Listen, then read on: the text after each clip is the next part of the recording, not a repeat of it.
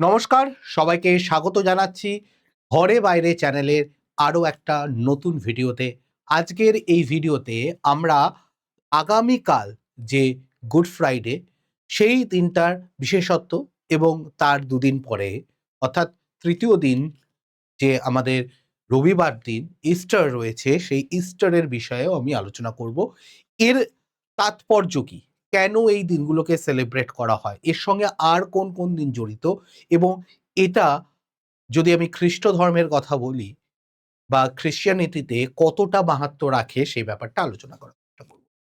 তো চলো শুরু করা যাক। সবার ১ম এ একটা জিনিস বুঝতে হবে যে আমাদের একটা জিনিস দেখতে পাচ্ছি যে এই যে পুরো ঘটনাটা জেসাস ক্রাইস্টকে ক্রুশবিদ্ধ করা, তার মৃত্যু এবং সেই দিনটাকে উদযাপন করা, এর মধ্যে একটা স্ববিরোধিতা রয়েছে। কিরকম স্ববিরোধিতা?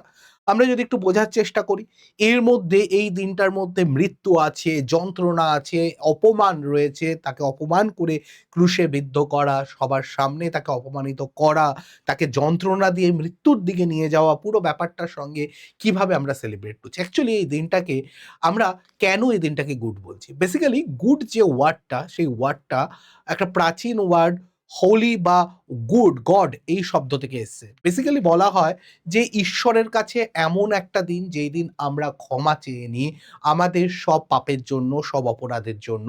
তাই এই দিনটাকে গুড ফ্রাইডে বলা হয়। গড ফ্রাইডে থেকে ধরে নাও গুড ফ্রাইডে ওয়ার্ডটা এসছে অনেকটা এইরকমভাবে এটাকে আমরা বলতে পারি। এবার আরেকটু বিস্তারিত ব্যাপারে আসি। সবার ১ম হচ্ছে এই পবিত্র যে সপ্তাহটা সেলিব্রেট করা হয় সেই দিনটাকে যদি আমরা শুরুর থেকে বলি তাহলে হচ্ছে পাম সানডে। পাম সানডে মানে কি? আজকে হচ্ছে আমাদের কি বার? আজকে আমাদের বৃহস্পতিবার, আগামীকাল গুড ফ্রাইডে শুক্রবার। তাহলে এই যে বৃহস্পতিবার, তার আগের দিন বুধবার, তার আগের দিন মঙ্গলবার, তার আগে সোমবার এবং তার আগের যে রবিবারটা মানে এই সপ্তাহে শুরুর রোববারটাকে আমরা পাম সানডে বলি।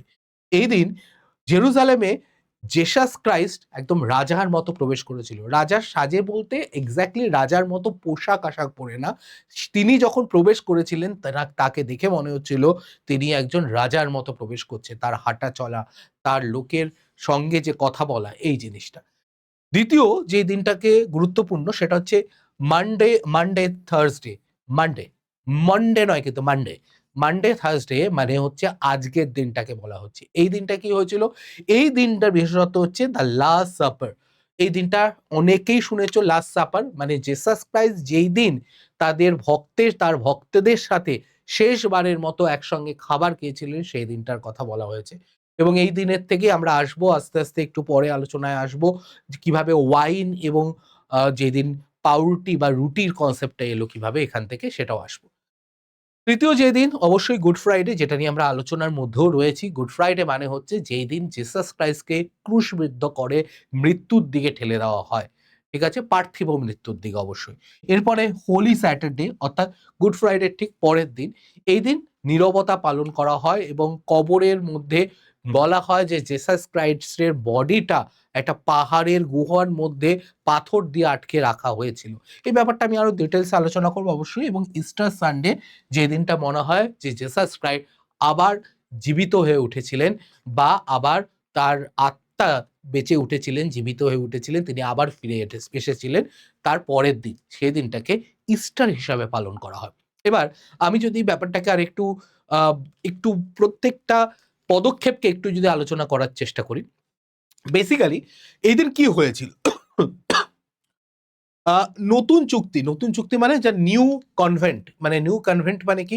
বেসিক্যালি যদি আমি দেখি জেসাস ক্রাইস্টের আগের সময় ওল্ড টেস্টামেন্টটা চালু ছিল। জেসাস ক্রাইস্ট এবং তার পরবর্তী সময়ে যেই মতটা বেশি মানা হতো সেটা হচ্ছে নিউ টেস্টামেন্ট। এই দুটোই কিন্তু বাইবেলেরই অংশ। এটা নয় কিন্তু বাইবেল জেসাস ক্রাইস্টের সময়ের পর থেকে বা সময়ের থেকে আলোচনা করছে। তার আগের সময়টাও কিন্তু ছিল, যেই সময়টাকে ওল্ড টেস্টামেন্ট বলা হয়। কিছু লোক ওল্ড টেস্টামেন্টটাকে ফলো করে, কিছু লোক নিউ টেস্টামেন্টটাকে ফলো করে। এই ব্যাপারটা আছে। এই সময় কিন্তু রুটি এবং দ্রাক্ষারস দিয়ে তিনি আসন্ন বলিদানের কথা জানান। এটি আমার রক্ত বলে উনি বলেন যে পাউরুটির কথা বলেন ওটা আমার গায়ের মাংস এবং যেই ওয়াইনটা মানে রেড ওয়াইনটা সেটাকে উনি বলেন এটা আমার গায়ের রক্ত এবং সেই হিসাবে তিনি সেই জিনিসটাকে প্রচার করেছিলেন এবং বলেছিলেন যে সেইটা খেয়ে নিজের ভেতর থেকে সব পাপগুলোকে বের করে দাও।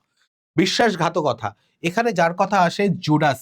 জুডাসকে জুডাস জিসাস ক্রাইস্টের ভক্তদের মধ্যেই একজন, কিন্তু তিনি বিশ্বাসঘাতকতা করেন এবং তিনি ইহুদিদের খবর দেন যে জেসাস ক্রাইস্ট কোথায় আছে পাহাড়ের ওপরে। যখন উনি নীরবতা পালন করছিলেন, বা নীরবতা পালন না, বেসিক্যালি যখন উনি একান্ত সময় কাটাচ্ছিলেন এবং নিজের কিছু প্রেয়ার করছিলেন, সেই সময় কিন্তু ওনার খবর দেয় এবং জেসাস ক্রাইস্ট সেটা আগেই জেনে যায় এবং মাত্র ৩০টা রূপোর মুদ্রার বদলে এই জিনিসটা করেন। উনি নাম বলেন না, কিন্তু সবার সামনে এটা বলেন। যখন লাস্ট সাপার হচ্ছে তখন কিন্তু জেসাস ক্রাইস্ট বলেন যে, "আমার জন্য, মানে আমার এখানে যে আমার বিরুদ্ধে বিশ্বাসঘাতকতা করেছে, মানে আমার সঙ্গে বিশ্বাসঘাতকতা করেছে, সে আমাদের মধ্যেই প্রেজেন্ট আছে।" কিন্তু উনি নাম বলেন না। পরবর্তীকালে জুডাস নিজেই স্বীকার করে যে তিনিই বিশ্বাসঘাতকতা করেছিলেন। আহ এবং এই ব্যাপারটা এখানে বলা হয়েছে। এরপরে যদি আমি আরেকটু এগোই, যে বেসিক্যালি ন্যায় বিচার, মানে যখন জেসাস ক্রাইস্টকে যে যখন ইয়ের মধ্যে ক্রুশে বৃদ্ধ করা হচ্ছে, বেসিক্যালি তখন একটা বিচার সভা বের করা বসানো হয়েছিল। একটু খেয়াল করলে আপনারা দেখতে পাবেন যে যখনই কোনো বড় ব্যক্তিত্বকে অকারণে অন্যায়ভাবে তাকে শাস্তি দেওয়া হয়, তখন সেই জিনিসটাকে সঠিক দেখানোর জন্য একটা গিমিক সাজানো হয়। একটা কি বলবো, লোক দেখানো একটা নাটক সাজানো হয়। এখানেও তার অন্যথা হয়নি। এখানেও লোক দেখানো একটা বিচার সভা বসানো হয়েছিল এবং সেটা জনগণের সামনে। কিন্তু অদ্ভুতভাবে রোমান গভর্নর পিলাত, ইনি কে? যিনি আরকি বিচার সভায় মতামত দেওয়ার কথা ছিল, সেই গভর্নর কিন্তু ওনাকে নির্দোষ বলেন। কিন্তু সেই সময় ওখানে যে ইহুদিরা বা যারা হচ্ছে প্রপাগ্যান্ডা চালাচ্ছিল জিসাস ক্রাইস্টের এগেইনস্ট এ, তাকে মানে মৃত্যুশয্যায় বসানোর জন্য বা একদম ক্রুশবিদ্ধ করার জন্য রেডি ছিল, তারা কি করলো যে ওখানে উপস্থিত যে জনতা, যারা সাধারণ মানুষ ছিল, তাদের ব্রেন ওয়াশ করলো, তাদের ম্যানিপুলেট করলো, করে তাদেরকে দিয়ে বলালো যে জেসাস ক্রাইস্টই আসল অপরাধী। সুযোগ ছিল সেখানে যে কোনো একজনকে বাঁচানোর। একজন ছিল খুনি বারবারাস বারবারাস আর আরেকজন ছিলেন জেসাস ক্রাইস্ট। কিন্তু যারা ওখানে উপস্থিত ছিল সাধারণ লোক, তারা বলল যে খুনি বারবারাসকে মুক্ত করা হোক, জেসাস ক্রাইস্টকে ক্রুশবিদ্ধ করা হোক। পরবর্তীকালে দেখা যায় যে এটা হয়তো ইতিহাসের সবচেয়ে ভয়ঙ্কর ভুল ডিসিশন বা ভুল একটা মতামত ছিল। যাই হোক, এই ব্যাপার তো আমাদের সবার মধ্যে আছে, এর মধ্যে ক্ষোভ, এবং জেসাস ক্রাইস্ট নিজে বলে গেছেন ওরা জানে না, ওদেরকে ক্ষমা করো, ওরা কি করছে ওরা জানে না। তো যাই হোক, এই ব্যাপারটা নিয়ে আমি আরেকটু পরে আসছি। রোমান ক্রুশবিদ্ধ যে করণ হয়েছিল, এর একটা অদ্ভুত ব্যাপার, মানে এখানে যদি আমি ৩ টে দিক দেখি, একটা হচ্ছে কশাঘাত। কশাঘাত মানে হচ্ছে বেসিক্যালি চাবুক দিয়ে মারা হয় ওনাকে।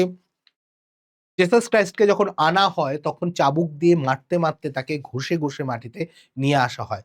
দ্বিতীয় হচ্ছে পেরেক দিয়ে তার বডিটাকে পুরো পেরেক দিয়ে ওখানে গেঁথে দেওয়া হয় এবং শেষ পর্যন্ত ওনাকে যেখানে পেরেক পোঁতা হয়, তার জন্য উনি শ্বাসরোধ হয়ে রক্তক্ষরণের জন্য মৃত্যু হয় তার।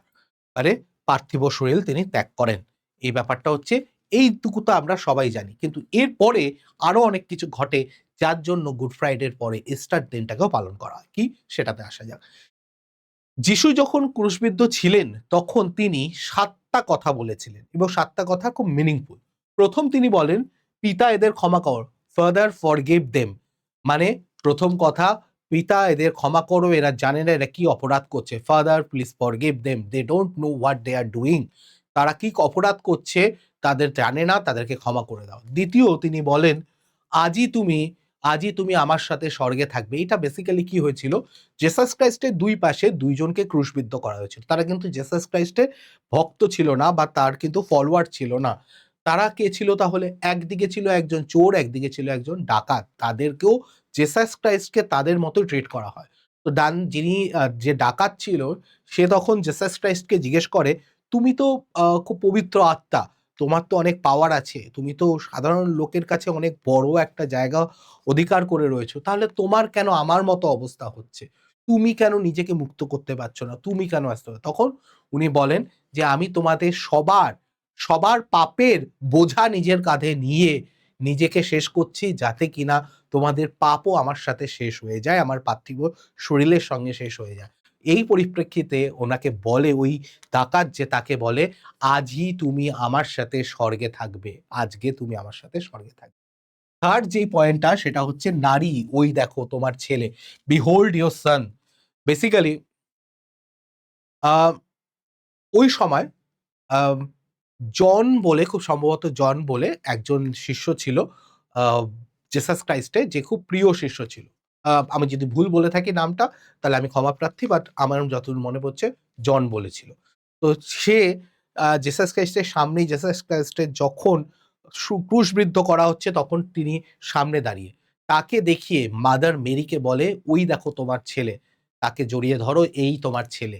আমার অপরিবর্তে আমি আর নেই, আমি আর থাকবো না, তাহলে তোমার ছেলেকে, তোমার ছেলে হচ্ছে সেই জন, আমার শিষ্য। চতুর্থ বলে, ঈশ্বর আমার কাছে কেন ত্যাগ করলে, ঈশ্বর কেন আমায় ত্যাগ করলে। বেসিক্যালি একটা সময় একটা ব্রেকডাউন হয় ওনার। উনি তখন কিছুটা দুঃখের বশে এই কথাটা বলেন, ঈশ্বর তুমি কেন আমায় ত্যাগ করলে, আমায় ত্যাগ করলে কেন, আমায় কেন নিজের সঙ্গে রাখলে না, ওয়াই হ্যাভ ইউ ফরসেকেন মি। এরপরে আছে ৫ নাম্বার, আমার পিপাসা পেয়েছে। সেই সময় আস্তে, আস্তে ওনার শ্বাস রোধ হয়ে আসছে মৃত্যুর দিকে।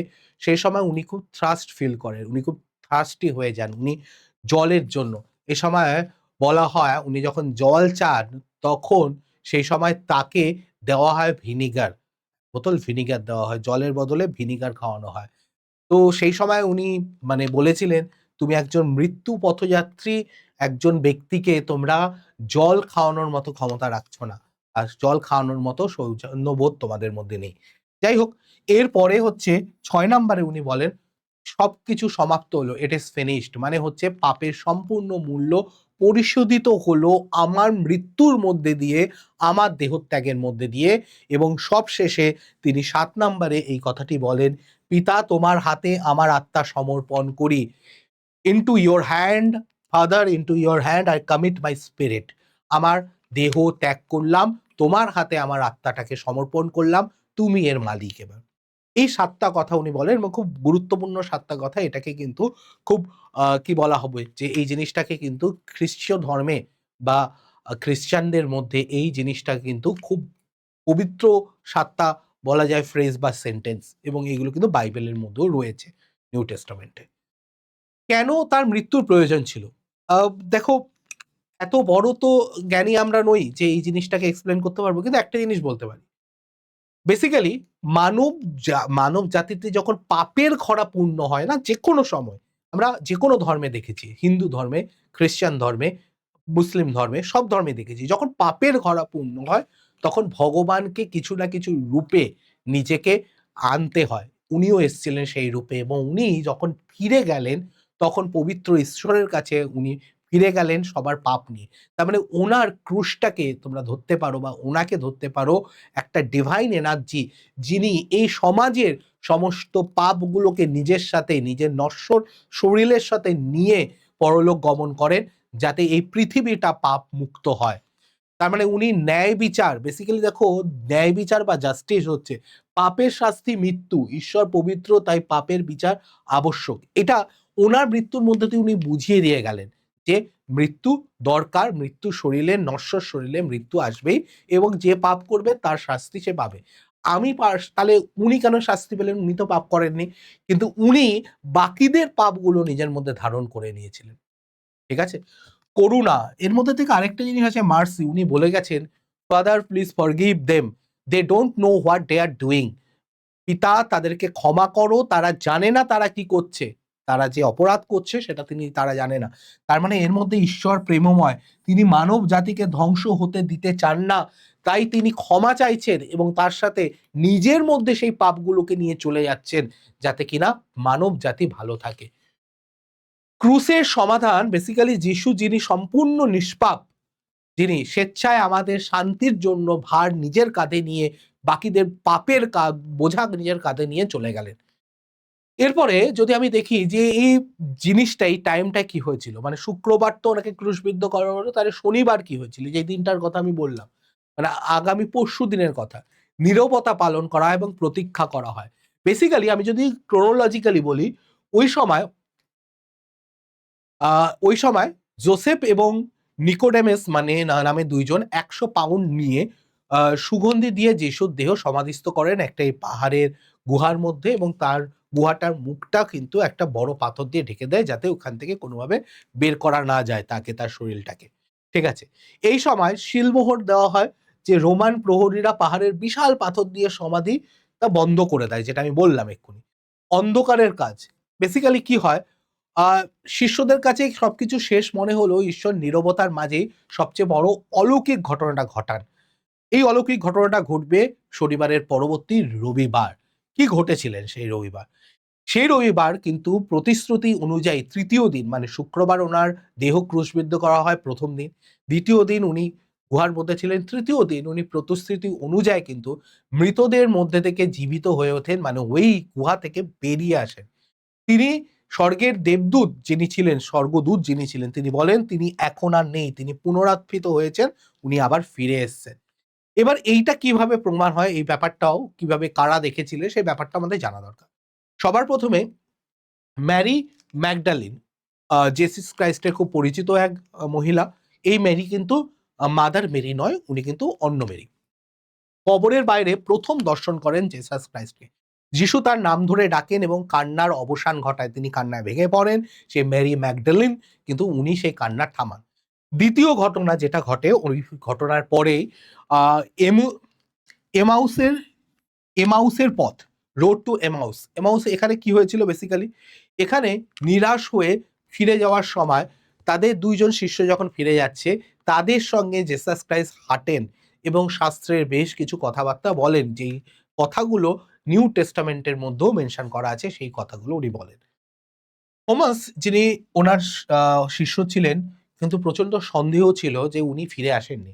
সেই সময় কিন্তু জেসাস ক্রাইস্ট তাকে তার হাতের এবং পায়ের ক্ষত চিহ্নগুলো দেখায় এবং ক্ষত চিহ্নগুলো দেখে সেও বিশ্বাস করে যে হ্যাঁ, জেসাস ক্রাইস্ট আবার ফিরে এসেছে।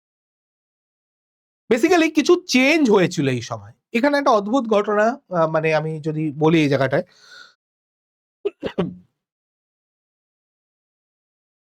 পুরনো নিয়ম আর নতুন নিয়ম,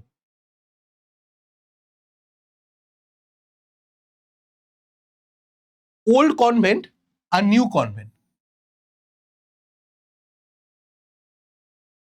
ওল্ড কনভেন্টে কি হয়, ওল্ড কনভেন্ট আর নিউ কনভেন্ট, ওল্ড কনভেন্ট হচ্ছে ওল্ড টেস্টামেন্টের উপরে এবং নিউ কনভেন্ট হচ্ছে নিউ টেস্টামেন্টের উপরে।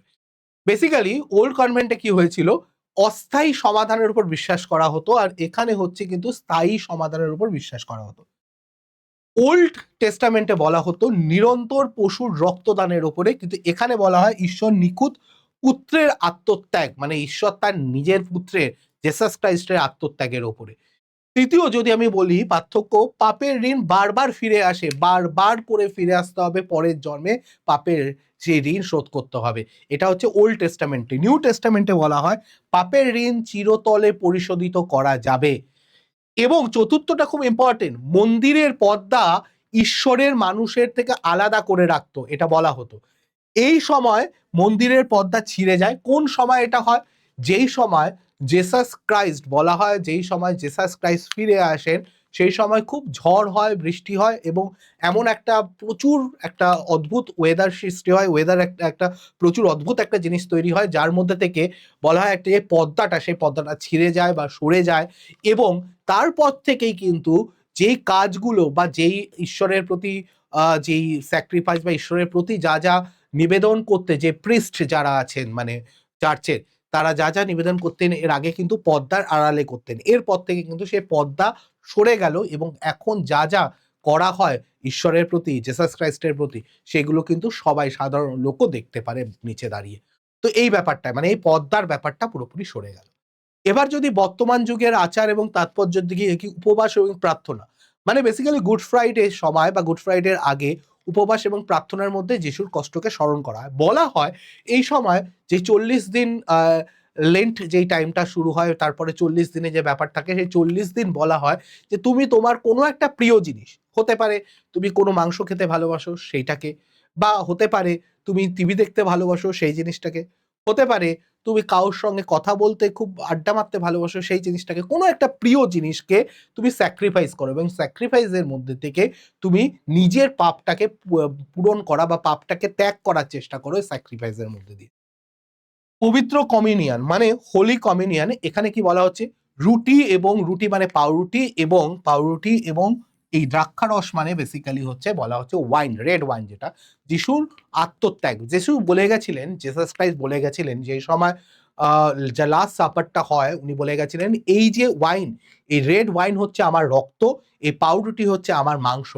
এর মাধ্যমে তোমরা নিজেদেরকে পবিত্র করো এবং এইটা খেয়ে তোমরা তোমাদের পবিত্রতাকে প্রমাণ করো বা পবিত্রটাকে মেইনটেইন করো। ইস্টার উদ্বোধন, ইস্টারের ব্যাপারটা আমি বললাম কিছুক্ষণ আগে। ইস্টার সেই দিনটাকে বলা হয় রবিবার দিন, যেদিন জেসাস ক্রাইস্টকে ক্রুশবিদ্ধ করা হয়েছিল তার ৩য় দিন। এই সময় অনুষ্ঠান পালন করা হয়, কারণ বলা হয় এই দিনটাতে জেসাস ক্রাইস্ট আবার ফিরে আসে। নতুন পোশাক পরা হয়, আর প্রার্থনা করা হয়, খাওয়া-দাওয়া হয় এবং উৎসব পালন করা হয়।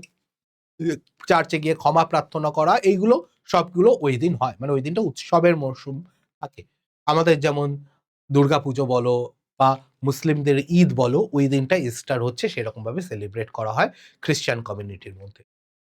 বেসিক্যালি ইস্টারের আসল অর্থ যদি আমি বলি, ঈশ্বর জগৎকে এমনভাবে ভালোবাসেন যে তিনি তার একমাত্র পুত্রকেও দান করলেন, যেন যে কেউ তার উপর বিশ্বাস করে বিনষ্ট না হয় সেই বিশ্বাস, অনন্ত জীবন ধরে সেই বিশ্বাসটা থাকে।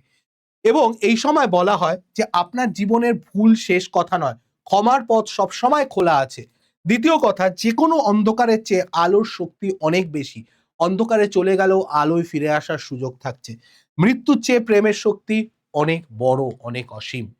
এই পুরো ব্যাপারটা হচ্ছে জেসাস ক্রাইস্টের শেষ কটা দিন নিয়ে বললাম, যেই সময়টা ইস্টার, গুড ফ্রাইডে থেকে ইস্টারের সময়টা পালন করা হয়। লাস্ট ১ সপ্তাহে কি ঘটেছিল আমি সেই জিনিসটা বললাম। বর্তমানে অবশ্যই জেসাস ক্রাইস্ট আমাদের মধ্যে রয়েছেন। জেসাস ক্রাইস্ট বেঁচে আছেন। তিনি অবশ্যই পৃথিবীতে রয়েছেন এবং তার আশীর্বাদ সবসময় আমাদের উপর থাকবে।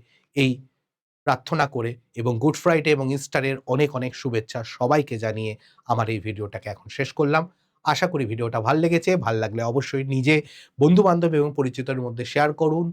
যদি মনে হয় যে এটা ইনফরমেটিভ তাহলেও অবশ্যই শেয়ার করুন এবং চ্যানেলটা সাবস্ক্রাইব না করে থাকলে অবশ্যই সাবস্ক্রাইব করুন। ভালো থাকবেন, সুস্থ থাকবেন। দেখা হবে নতুন কোনো ভিডিওতে। নমস্কার।